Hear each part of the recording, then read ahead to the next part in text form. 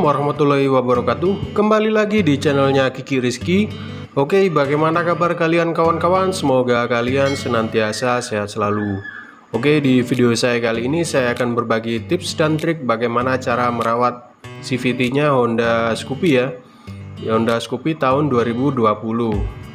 Dan efek bila telat untuk perawatan CVT-nya ya kayak gini ya. Kita akan sedikit-sedikit nge-review ya.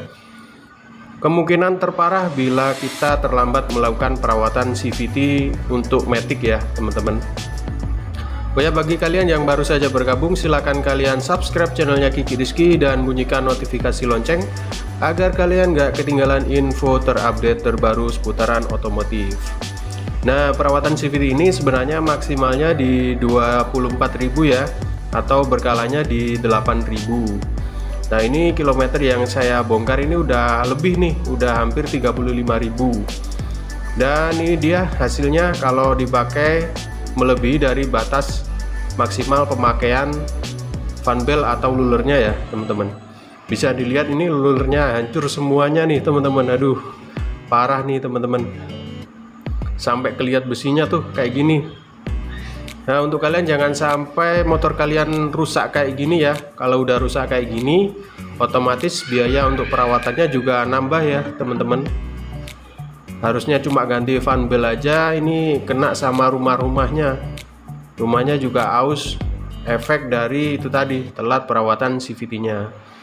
Dan penyebabnya ini sebenarnya adalah dari sealnya tadi ya, seal askrupnya bocor, olinya keluar, akhirnya kena di rumahnya ini. Plus fan beltnya udah waktunya penggantian, sama lulernya juga udah waktunya penggantian, jadi makin parah. Kalau untuk kasus kayak gini tarikannya itu nggak bisa enak ya teman-teman. Sudah pasti tuh rumahnya udah aus kayak gini, lulernya juga hancur, otomatis tarikan awalnya nggak bisa enak, top speednya juga nggak dapet. Nah, ini dia, kita cek dulu ya fan beltnya. Di kilometer 35.000 udah retak-retak parah kayak gini, udah mau putus. Dan paling parahnya ada di sini ya teman-teman. Giginya ini udah hilang teman-teman. Giginya udah hilang. Ini bener-bener udah parah nih teman-teman. Kalau udah parah kayak gini, otomatis biaya untuk perawatannya juga nambah nih teman-teman. Jadi sangat penting sekali ya teman-teman untuk kalian jangan sampai telat kilometer untuk perawatan CVT-nya. Kita cek dulu ya semuanya. Dari rumahnya, terus kipasnya ini juga kena. Nah, untuk ngecekin kipasnya ini cukup diraba aja ya. Kalau nggak rata atau bahasa Jawanya sih jeglong. Nah, ini udah pasti akselerasinya nggak bisa enak ya teman-teman. Kita cek juga di platnya ya. Platnya juga kena nih teman-teman, efek dari lulernya tadi yang rusak. Kan besi ketemu besi nih teman-teman, jadi aus platnya. Ini juga nggak bisa diperbaiki ya teman-teman, soalnya besi. Kalau udah aus kayak gini ya mau gimana lagi, harus dilakukan penggantian biar motor kalian enak ya. Bisletnya juga ini udah kocak parah. Ini yang bikin suara kasar pada mesin ya. Dan kita cek juga untuk kampas gandanya. Kalau untuk kampas gandanya sih masih aman-aman aja ya.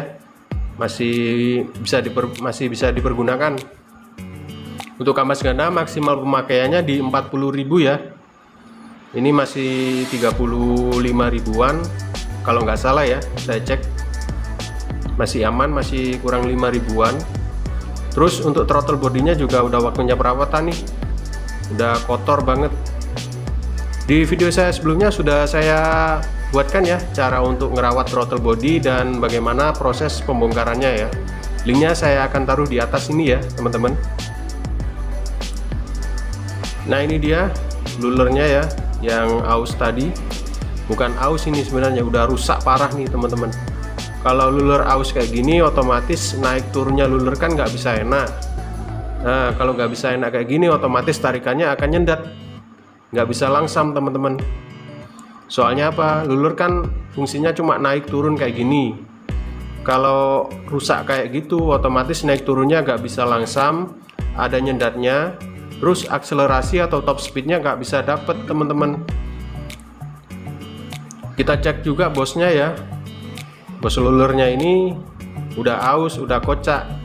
Kalau kocak kayak gini otomatis nggak bisa enak. Penyebabnya dari ini ya teman-teman, biang keroknya dari ini, sealnya bocor, olinya keluar, akhirnya kena di rumahnya ini. Oli bercampur di ral, kena panas, akhirnya aus. Penyebab utamanya sih sebenarnya dari sealnya ya, sealnya tadi bocor, akhirnya kena di rumahnya. Lulernya ini juga udah parah nih teman-teman, udah hancur, udah tinggal setengahnya ini. Oke, kita bersih-bersihin dulu ya teman-teman. Kita akan bersihkan dulu semuanya biar bersih. Terus kita akan melakukan pemasangan part-part yang baru. Jadi ini dia rumah lulernya ya teman-teman. Kita akan unboxing dulu bagaimana kondisinya juga ya, kita cek dulu ya. Meskipun baru, kita harus teliti ya. Kita bongkar dulu, kita unboxing. Ini dia rumahnya ya.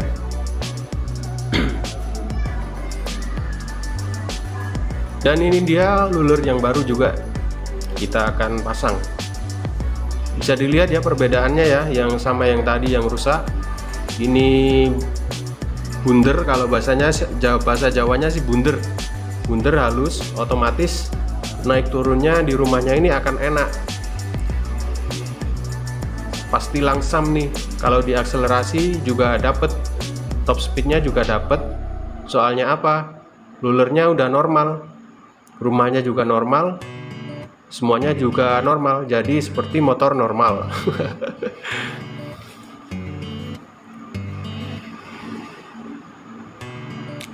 Kita buka juga bosnya kita ganti baru juga ya, tipenya kodenya K44.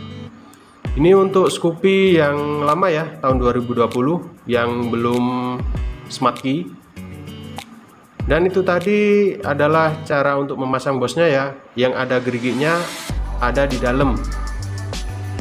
Ini dia fishlightnya atau bantalan peredam getarannya, kita pasang juga yang baru. Kita pasang ke platnya ya. Nah, bisa dilihat ini nggak kocak sama sekali. Kalau nggak kocak kayak gini, otomatis suara mesinnya akan halus. Kalau kocak kayak tadi, otomatis suara mesinnya akan kasar ya teman-teman. Penyebabnya dari itu aja. Nah, lulernya udah baru kayak gini kan, dianya naik turunnya kan enak, otomatis akselerasinya enak, terus top speednya juga dapet. Soalnya lulernya bisa naik ke atas penuh. Kalau aus kayak tadi kan otomatis nggak bisa naik penuh dianya. Kita ganti juga sama kipasnya ya. Kipasnya tadi juga udah aus, udah jeglong, kalau bahasa Jawanya sih jeglong parah. Kita unboxing dulu kipasnya yang baru. Nah, bisa dilihat ya, ini rata, nggak ada ausnya, otomatis fanbelnya naik turunnya juga enak.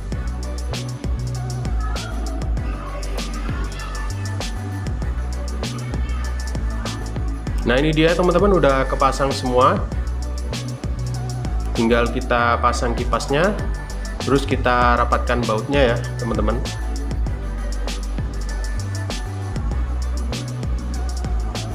Gampang banget kan teman-teman cara untuk menganalisanya. Dan sekedar tips dari saya ya teman-teman, jangan sampai kalian telat untuk perawatan CVT. Soalnya kalau udah telat kayak gini, otomatis biaya perawatannya juga nambah. Kalau perawatan kalian rutin, otomatis estimasi biaya untuk perawatannya kan jadi minim tuh. Jadi otomatis lebih irit, part kalian juga akan lebih awet. Nah, bisa dilihat suaranya halus kan teman-teman. Tadi suaranya kasar banget, bunyi tok tok tok gitu. Akselerasinya juga nggak bisa enak. Oke, sekian dulu video dari saya, sampai jumpa di next video selanjutnya.